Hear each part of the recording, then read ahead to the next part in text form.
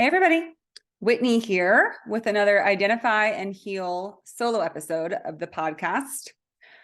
Today I want to elaborate on a concept that came up in my last video on breakups being a catalyst for growth, transformation, change. And during that episode, I touched on the idea of when our feelings post-breakup, when our emotions, when our turmoil is related to ego or love. So I first thought about this, even though I've experienced it a lot, this sort of trying to decipher and determine, what am I actually feeling? Was this really love, or was it just ego bruising, which is a term that I used. I don't know if I came up with it. Maybe somebody else uses it, but I'm saying it now. Ego bruising versus heartbreaking. Those are the two distinctions.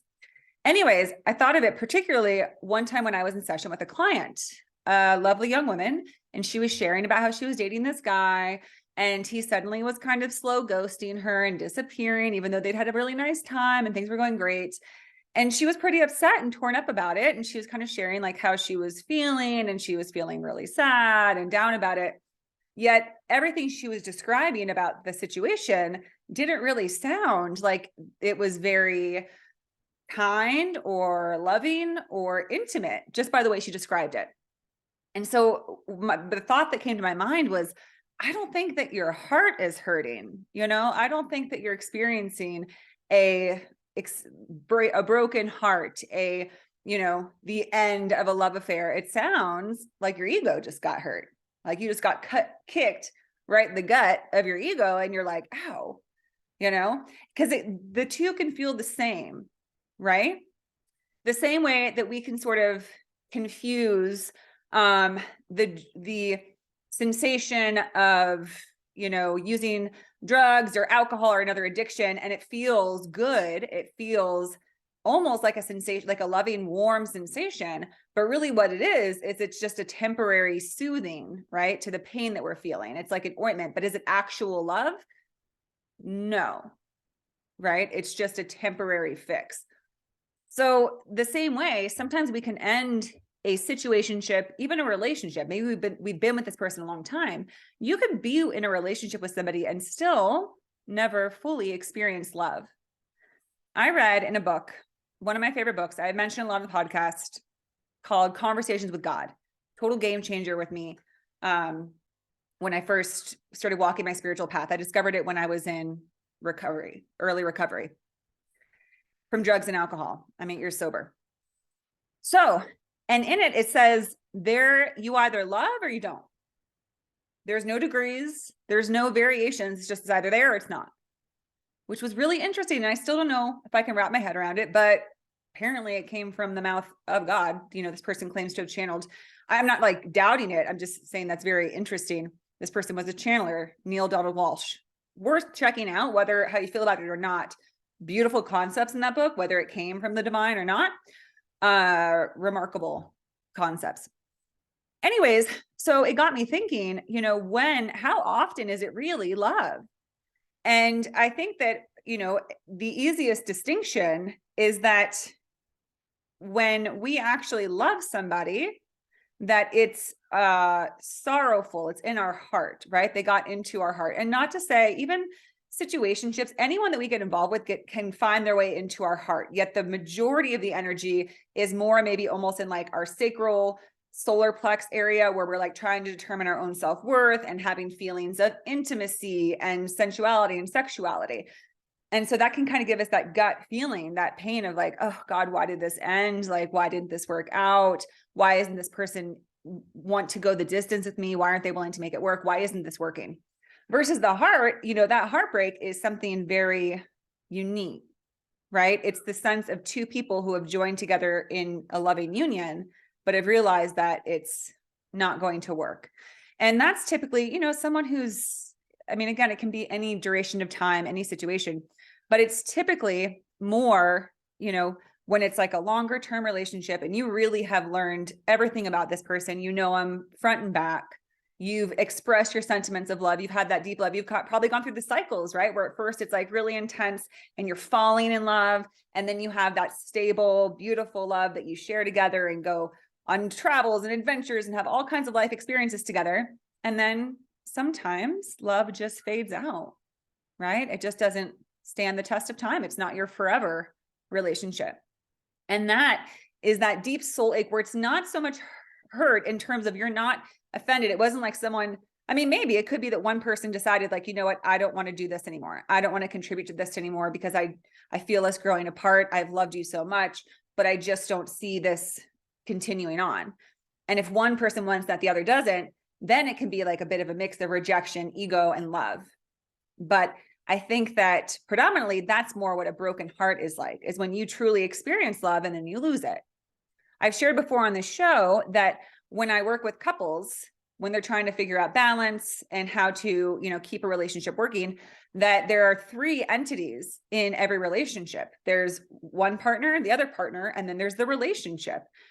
Two people create an entirely separate entity with their energies, right? It becomes like a combination of the two people, but separate, right? You have your life, they have theirs. They have their own experiences, their own learning, their own growth. But then you guys create a relationship where you're growing together and you're building together and you're experiencing together in this zone. And when you break up, it's gone. I remember talking on a podcast about somebody brought up like a quote from Sex and the City. And they said like, when you break up, where does the love go? And the answer is that it's gone. It was created and then it was ended. It was born. You literally birth a relationship together, right? Two people contribute different aspects and you create this beautiful, incredible thing that has its life force and it's thriving. And then when you decide to part ways, you pull back that energy and that thing is no more. It dies. Something is born between you two, between two people that meet and fall in love. Something lives out its lifetime and then something dies. Eventually all loves will die because when our physical body dies, then that experience in this unique realm ends, right? You can say that soulmates have many different loves, but never the same love twice, right? The love that two soulmates have in this lifetime on planet Earth is different than the one they might have had in another timeline on Earth centuries ago. Because they say that, often your soulmates are people that you've had many go-arounds with. And that's, a whole nother thing about soul tribes and soul pods and how, in different lifetimes, you're different people with different souls. They say that even like your lover in this time could have been your brother in a last lifetime. And all those things are hard to hear, yet there's a lot of people who are aligned with those ideas. And also there's even, children who are still very close to divine and source and the spiritual realm when they're first born will often speak these truths about their past lives or about the nature of life. And we often brush it off as like, oh, they must have heard something on TV or in a show or something. But I remember my friend telling me that when she was able to speak at 3, she was like, Mom, don't you remember when I was the mom and you were the little girl? And her mom was like, what are you talking about, Molly? Like, what do you mean? She's like, no, Mom, don't you remember? I was the mom and you were the child. My opinion is she was remembering her past life. We switch around roles. Anyways, little off topic, but it just goes to this idea that souls have many experiences together, often the ones that we come into a union with in this lifetime. It's not our first go around with them. We've done it before. So we create a love with them and then it dies. That is love. That is heartbreak. You're literally breaking apart that love union or that heart that you've created together. Painful, most painful thing in the world. It's devastating. It's the ultimate loss and grief. Some people say it's even more painful to lose someone within life than to lose someone from your life, right? That a breakup can feel more painful than even someone passing, because at least when someone passes, like they're no longer here. But sometimes when you break up with someone, you're not even able to keep them in your life because you need to have that distance, that separation, because it just doesn't feel right anymore. A lot of people say they can't be friends with their exes. Some can, but it's never the same, right? It's never quite the same. When I've kind of stayed friends with exes, it's such this strange thing, right? Where you create this love together, but you also create this whole world together, right? You guys share this world. And sometimes you're little kids together, like you're playing in the sandbox of life, just enjoying each other and adventures and experiences. And other times you're growing together and you're sharing ideas and concepts and, evolving as souls. And then it's over. And that place, that sacred place and time that you share together is gone. And it can be so tragic. And just little things like when you stop using the word, like your pet names for each other and, sharing like intimacy and intimate thoughts and words, like all kind of the second that you call it off, those things end. They have to, otherwise you can't move on, right? There's certain things that are a part of a relationship that aren't a part of post-relationship, consistent texting, checking in, things that aren't even intimate, right? Pet names, sharing about our lives. Those are all like the additional fragments of our heart that breaks. It's not just like losing the person. It's losing like all these other little things that were a part of that relationship that you built. So that is to surmise, that's a word, surmise the heartbreak and to distinguish what that is versus an ego bruising, which I would associate more with situationships. You can feel rejected, again, even in like a love breakup. If you're deeply in love and one person said, I quit, I'm not going to do this anymore. I'm not going to work towards this. I'm done. And that can be devastating. But an ego hit is more like somebody who doesn't even want to have it start in the first place. You can even be maybe dating them for a year, but it's like you never quite hit that stride. You never quite hit that level of like a committed, serious relationship with them. And ego hits can hurt. Ego bruising can hurt really bad because there was this potential, right? This potentiality that never came into existence, which is its own heartbreaking devastation. It's almost like, when you like get a plant and you like can't wait to see it blossom and see its potential and what it can do. But then for some reason, it just doesn't make it, right? Like I have an orchid. Orchids are notorious for being one of the most difficult plants to keep thriving and growing. And right now it's struggling a little bit. He's hanging in there, but that's what it can be like. And I also want to offer this because I remember asking this one time. I dated somebody very short term, like 2 months. And that 2 months affected me for a year. And I was Googling, I was like, why does short-term relationships sometimes feel so devastating? How can they affect you as much as a full-blown relationship? And there's actually a lot of material out there about this.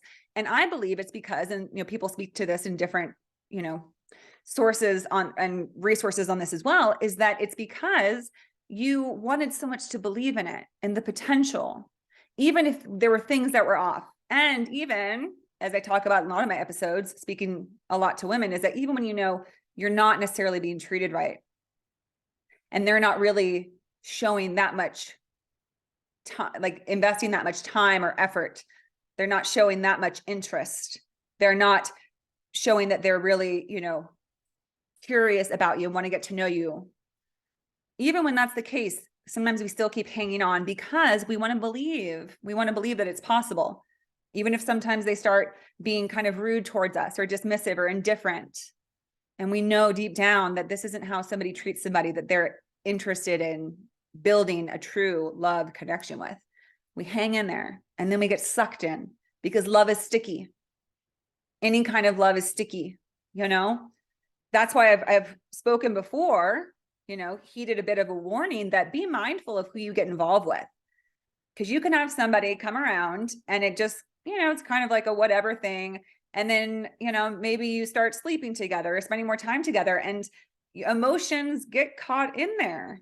And you can find yourself feeling emotionally invested in someone that maybe in the first place you were like, no, I don't think so. I've kind of seen how they act and I don't really feel aligned or, really agree with some of their behaviors, actions, beliefs, whatever. But once you give into that and get involved with somebody, your sticky emotions come into play. And then your heart/ego can get involved. Yet ultimately, that's going to be your ego. Because remember, I was saying that it's either all love or nothing. Again, I don't know if I think that's true, but let's say that that's the case. Then you're not in the love realm. You're still in the ego realm. You're still trying to win over this person. You're still trying to win that offer of love, that cup of love from that person. and you're not getting it. And so let's fast forward to when they finally yank the chain, if you will, and break things off, and they disappear and they're gone. And you're left with this like this ghost of a person lingering around you. And you're sort of like, what the heck just happened? Right. And why do I feel sick to my stomach, or just like this pit of just doubt and fear and just questions, right? I know when I've had situationships, the questions are endless. Why did he say this? Why did he do this? But what about this time when he did this? And I look through the text over and over and over again. Have you all ever done that? I cannot tell you. I one time fully copy and pasted the entire, this was like a 10-month relationship. Maybe it was less. I don't remember. It was shorter than that. No, this was the 2-month one. I copy and pasted it, and I would put it in a Word document and read it. I finally had to delete it. I was like, there's nothing here. That's what you realize with a situationship. There's nothing here. There's nothing to find. It's like you're trying to find the riddle of the universe that explains why it didn't work out, or why they said this if they did this, or why they did this when they said this, or if they're going to call again, or if there's potential for you, right? Can I also tell you how many times I pulled tarot card after tarot card to see, well, could this maybe work? Is there a potential future? If you have to ask those questions, it's not leading to a relationship. That's what I'll go ahead and say. All the people I've talked to who are in like really stable, really healthy, happy relationships, there's none of that bullshit. It's organic. It feels very natural. There's not a lot of drama. When you're in a situationship, that's like a straight line to your ego.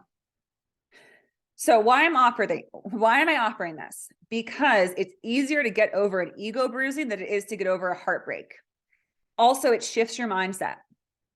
I know that I've had situationships, unhealthy relationships end, and I felt like my heart hurt. And it's not to say that it doesn't. Every single human is of God, of source. Which means a word that's synonymous with that is love. Love, life, God, source, universe, all the same thing, same word. So when you meet another human and have a connection with another human, you are connecting with another unique expression of love in the universe. So it is true that you can have loving, fond memories of them. Like, oh, remember when we used to share that special thing together, and we had that nice night together, and we stayed up so late and laughed so much, and he used to hold me this way, and he used to touch me this way. Those are it's like little tiny like tentacles of love, but it's not being enveloped and wrapped in full love like you deserve, like we all deserve. Tentacles of love are kind of brutal because they come in and give you like this, like a nice little zap of like warm love, but then it's gone. And it's not enough. And then you're left alone, right? In situationships, that's what's so challenging. You connect with somebody, you're intimate. And then when you're not together, you're left to wonder, what is this going to be? Are they actually wanting to build this love connection with me? Is there a future for us? How do they really feel? What did this mean? What did that mean? Again, kind of playing detective. If you can identify that, okay, this was actually in the ego category. This is bruising my ego.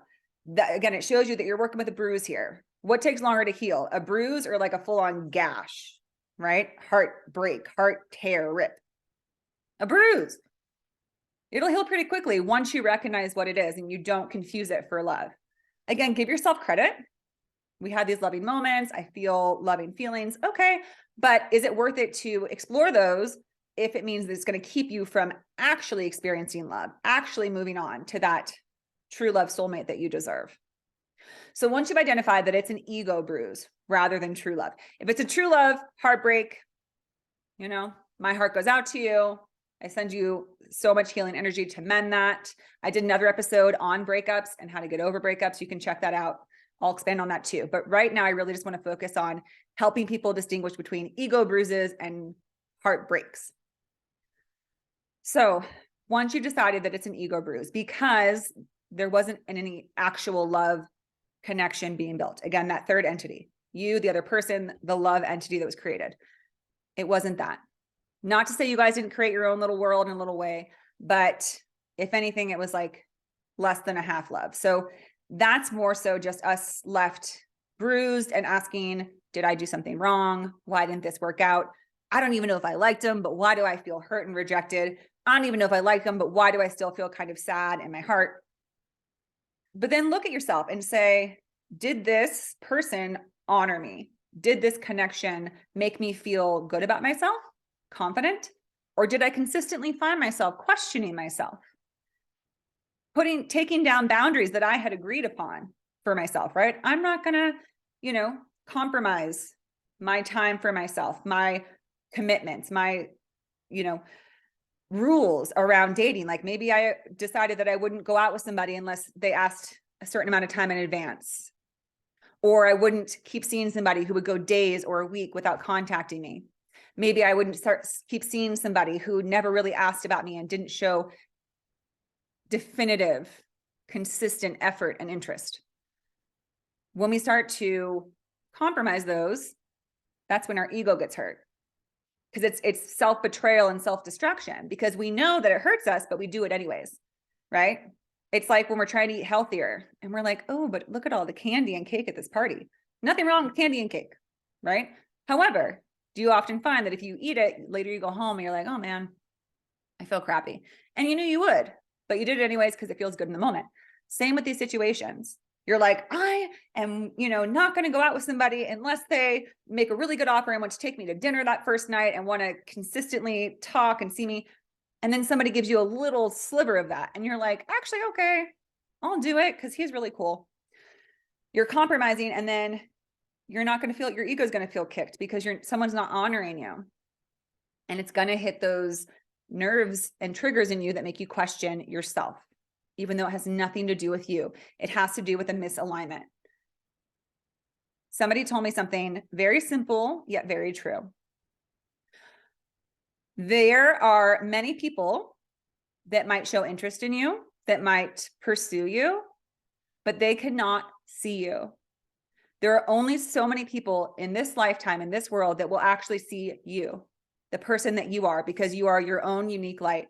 It means nothing about you in terms of your value, your worth, any of that. It means that based on where that person is in their life and where you are in your life and who you are and what you're made of, all those things, they cannot see you. And by see you, I mean your true self, right? Your true essence, all that is great and glorious about you, all that is unique and amazing and brilliant, your radiance. For most people, you're invisible. You are invisible to those people. Let it go. When your ego feels hurt, that's how you get over it, is you build yourself up and you say, it had nothing to do with me. They couldn't see me. I feel hurt because I'm taking it personally. I'm taking their, indifference and their mixed messages and their, unaligned words and actions to mean something about me. But all it means is they didn't truly see me. If they did, they would never have done anything less than truly make an effort and honor me and show interest and be curious about the radiant, amazing human being I am. And then you can see, okay, there's just a bruise, just that little ouch of like, I didn't get picked, because a lot of us are still in that place where we just want validation. We want to be picked. We want 100% approval rate. That's how I've always felt. But I'm beginning to move away from that as I begin to see, just as I pointed out, that to some people, you are invisible. They cannot see you. Move on from them. Move on to the people who can see you, who see, oh my gosh, look at that light. Look at that saucy girl. Look at that sexy lady. Wow, she's interesting. The right person who sees you is going to be very intrigued by you. How many people have you had come make a move on you that's just sort of like, oh, hey, like, like the bad boy, tough guy who just acts like too cool to make any effort. I used to get sucked into that all the time. I did just very shortly ago. I probably still would, but you can be starting to be sucked into somebody and then right yourself, right? You can say, you know what? This person doesn't see me. I'm invisible to them. Yeah, maybe they can see my physicality, but my essence is invisible to them. I am invisible, and I am not going to be with somebody who I'm invisible to. Because in order to truly be respected and in the highest relationship possible, they have to see all of you. You deserve to be seen. We're all remarkable, radiant beings. We deserve to be fully seen and appreciated.